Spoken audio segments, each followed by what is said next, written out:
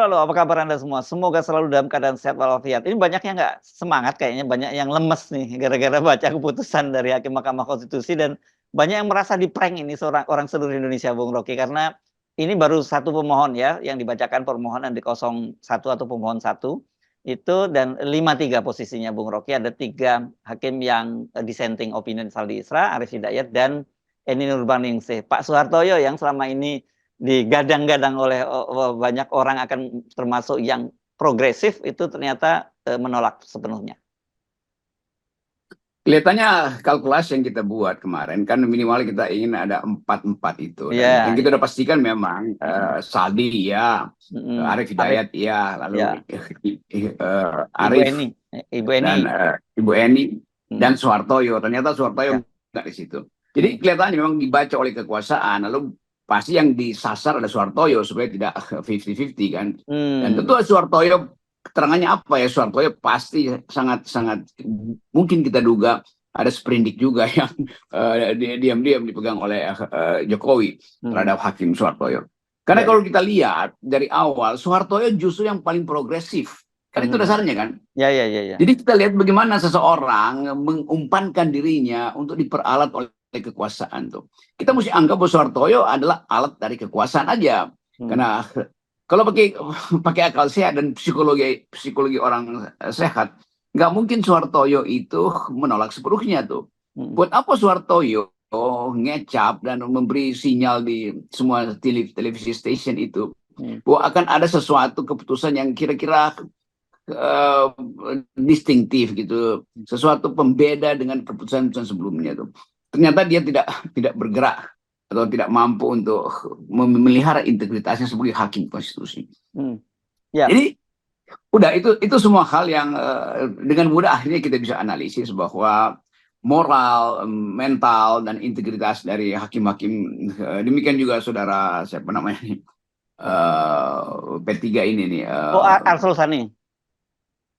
Iya, Arsul Sani itu yang saya dapat ya dari beberapa teman dia dan meyakinkan, Rok udah tenang Rok katanya.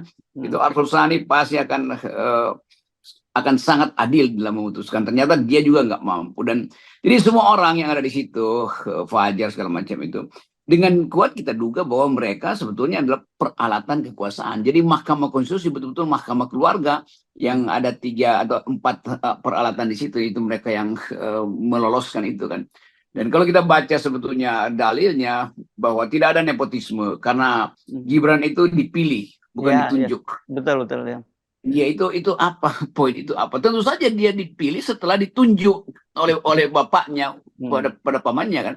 Jadi itu pun dia ini Mahkamah Konstitusi buta huruf nih apa, jumlah kedunguannya itu kalau ditambah kurangkan tetap dungu tuh. Karena nepotisme itu adalah istilah politik untuk menyebut fungsi kekuasaan di dalam mempengaruhi hukum. Itu masalahnya. Bukan hukumnya yang dilihat, fungsi kekuasaan. Kan dari awal masalahnya adalah penunjukan dari Jokowi disodorkan di situ, lalu diperalatlah hukum kan. Jadi nephew itu, jadi kalau disebut bahwa Gibran bukan hasil dari nepotisme, berarti Gibran bukan keponakannya Paman Usman. Artinya Paman Usman bukan pamannya Gibran. Artinya Jokowi bukan bapaknya Gibran. Artinya Usman itu bukan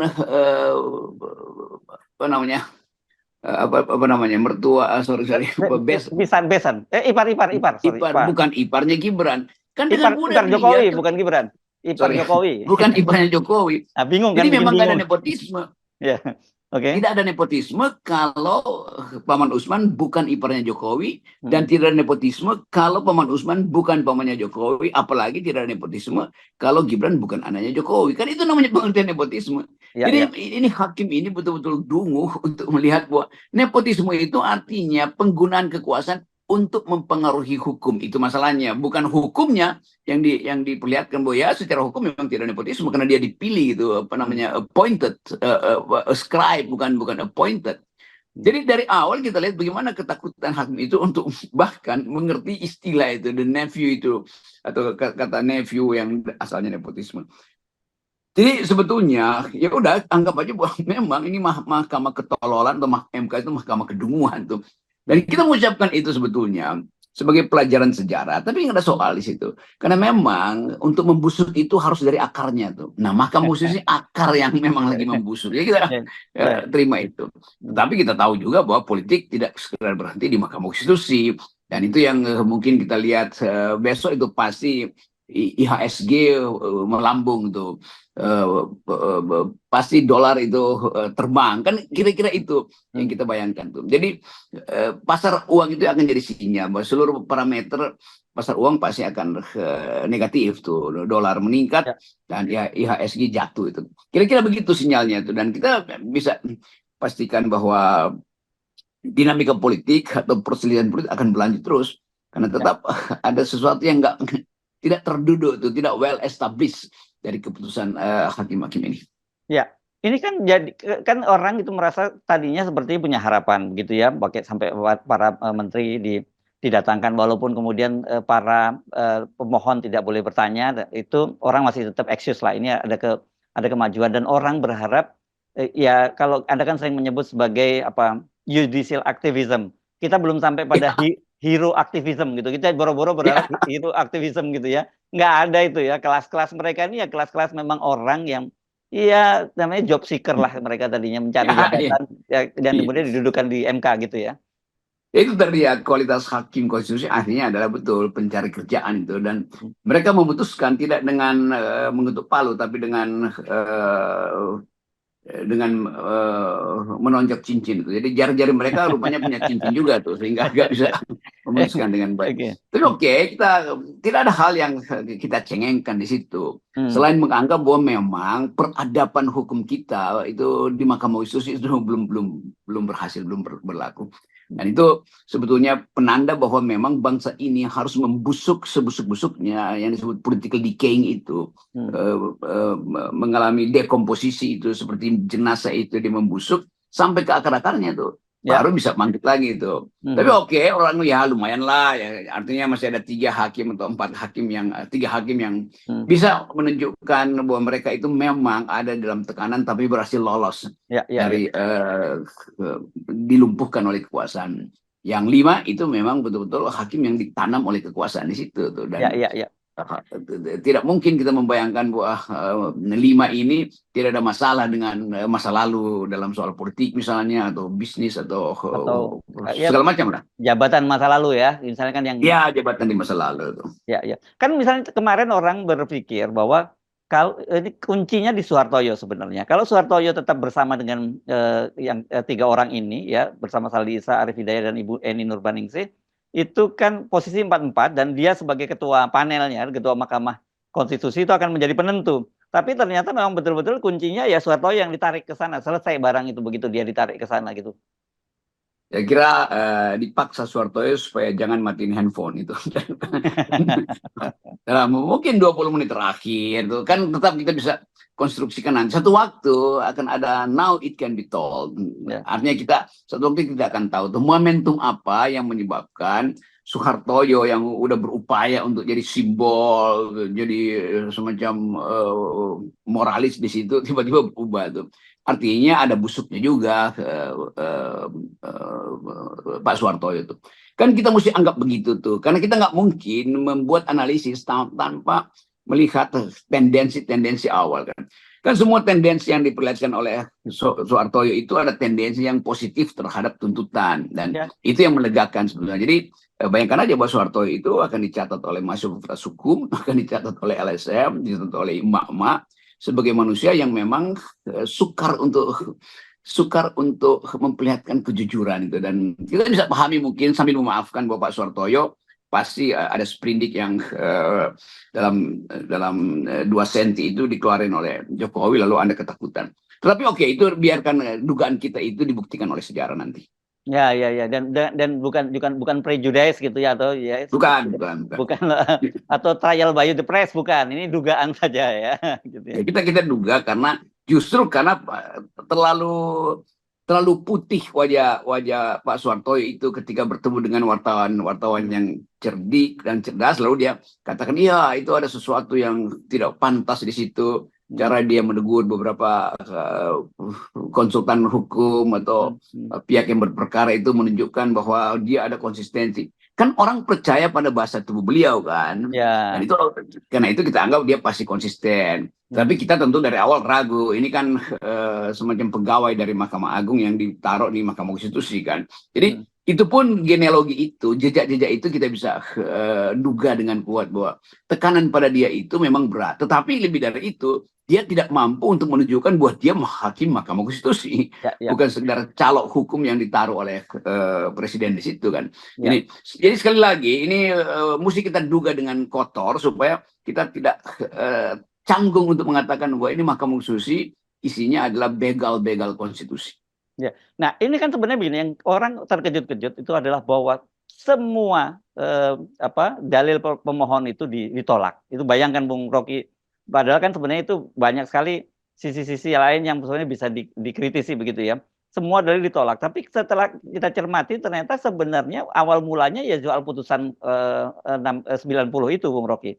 Karena di situ disebutkan kan dalilnya bahwa putusan MK itu final and binding. Dan ketika misalnya itu diusik soal putusan 90 itu kan seperti mereka menjelat ludah sendiri, dan kemudian juga sebenarnya semua rontok itu kalau putusan MK 90 itu diusik gitu. Jadi makanya begitu mereka akibat mereka matian mempertahankan putusan MK 90 itu, akibatnya semua jadinya ditolak gitu. Karena kalau yang lain diterima, ini bisa menggoyahkan juga yang putusan MK 90 gitu.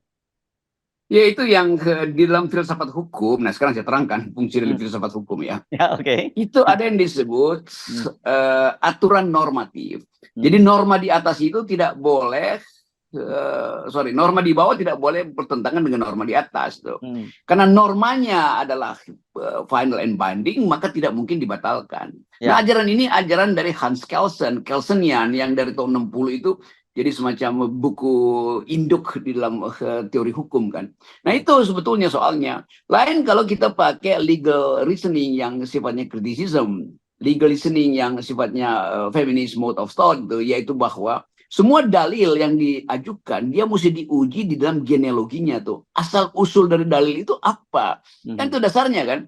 Jadi mereka yang memang itu akhirnya yang nggak belajar legal philosophy atau legal reasoning, filsafat hukum dan pelaranan hukum, pasti memang hanya akan bertumpu pada putusan yang udah dibuat oleh Paman Usman dan dinyatakan legal and binding dengan mengabaikan teguran etis dan hukuman etis dari Dewan Kehormatan, Mahkamah dari MKMK dari Gimnasiadi kan. Kan keputusan itu udah ditegur bahwa itu bermasalah tuh. Jadi dia secara etis tidak legal and binding lagi tuh. Jadi normanya berhenti ketika legal and binding itu diperlihatkan sebagai perencanaan memalsukan penalaran hukum kan.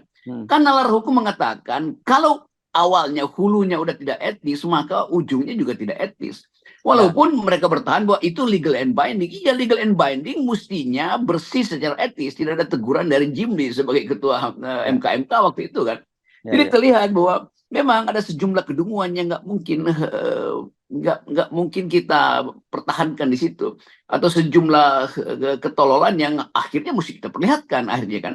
Jadi pemahaman hukum yang kita sebut sebagai legal reasoning, cara menalar hukum pun nggak bisa itu.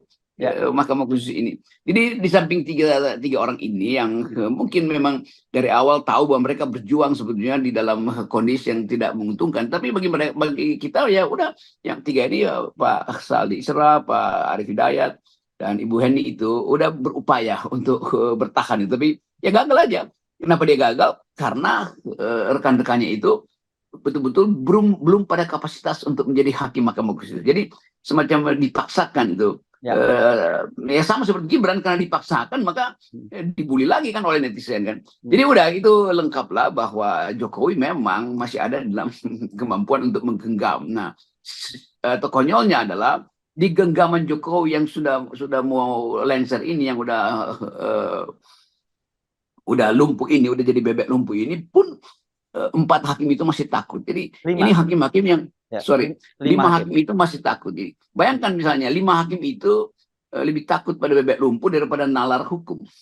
Ya. Nah ini kan memang kalau kembali tadi ke putusan, kalau saya lihat ini mother of evil-nya itu kan MK 90 itu ya Bung Rocky ya, keputusan MK 90 itu. Jadi kalau ini kan seperti prosesnya artinya gini, prosesnya haram, tetapi kemudian barang curiannya itu halal. Itu kan kalau pakai kaidah fikih kan seperti itu kan. Sama seperti orang, kemarin kita ngomong analogi mencuri kambing. Mencuri kambing itu kan perbuatan yang haram begitu. Tetapi kemudian ketika kambingnya hasil curian itu dipotong dan dinikmati, katanya itu barang halal. Kalau dalam kaidah fikih nggak bisa, barang yang satu yang prosesnya haram ya barangnya jadinya berubah jadi haram juga begitu. Iya, karena tukang tadaannya juga adalah penggemar sop kambing, jadi dianggap ada soal sebetulnya. Jadi hal-hal yang kita sebetulnya gembira akhirnya tahu bahwa ya memang ada kualitas yang belum bisa membedakan antara buntut kambing dan tali kambing. Sebetulnya begitu. Jadi ya mau diapain tuh? Jadi begitulah 5 hakim itu, terutama Soeharto sebetulnya yang punya potensi untuk jadi seseorang manusia beradab atau bermutu di Indonesia, tapi hilang kesempatannya kan. Jadi bayangkan aja nanti mungkin setelah selesai masa jabatan Pak Jokowi ajak Soeharto untuk jalan-jalan ke mall, untuk ngopi sama-sama. Lalu orang lihat, oh ini toh pasangan pencuri kambing itu. Oke. Oke, ini jadi justru Anda bergembira ya kan apa yang terjadi putusan. Ya, karena ini jadi pembusukan yang sempurna begitu ya. Betul. Jadi buat saya itu senang aja karena pembusukannya sempurna dan akhirnya tapisan etik itu, tapisan watak itu terlihat terang-terangan di publik. Jadi orang akan catat 5 hakim ini siapa aja sih? Ya memang dengan cepat mungkin dilupakan. Tapi begitu ada kasus 5 orang ini juga diajukan lagi itu. Inilah kawanan pencuri kambing yang mengaku hanya menarik-narik tali, padahal sebetulnya bersiap-siap untuk menyantap sop kambing dari daging hasil curian itu kan. Iya. Oke. Jadi ini untungnya dengan cara seperti ini kita bisa membuat pembeda ya, mana yang kalau pakai bahasa agama lagi mana hak dan mana yang batil begitu ya. Iya, itu mereka berupaya teriak-teriak amar ma'ruf, tapi nahi mungkarnya mereka lupain. Jadi sebetulnya conditioning ini itu yang kita sebut sebagai ada luka, tapi luka itu hanya bisa sembuh oleh tombak yang melukai, dan itu sebetulnya poin itu. Dan kita tahu bahwa Indonesia akan tumbuh di dalam pengetahuan yang makin matang, bahwa memilih seseorang itu betul-betul harus lihat kapasitasnya, lihat rekam jejak, lihat kemampuan intelektualnya, lihat kondisi moralnya. Kan itu sebetulnya pelajaran untuk menjadi pemimpin. Dan yang kita punya sekarang sebetulnya dari atas ke bawah itu di semua lapisan kepemimpinan itu bukan leader tapi sekedar dealer. Yes, oke. Oke, Bung Rocky ya, kita akhiri dulu sampai di sini. Nanti kita sambil nunggu putusan dari pemohon pemohon 203 itu. Jadi, tapi saya kira nggak akan jauh beda ya putusannya karena dalil-dalilnya hampir sama. Tapi nanti kita mungkin akan lebih bahas aspek masa depan demokrasi Indonesia ya, Bung Rocky ya. Iya, bakal mirip karena maling kambingnya juga orang yang sama juga tuh. Oke, baik, terima kasih Bung Rocky ya. Yes, 0% sampai nanti Bung Rocky ya. Yes, oke.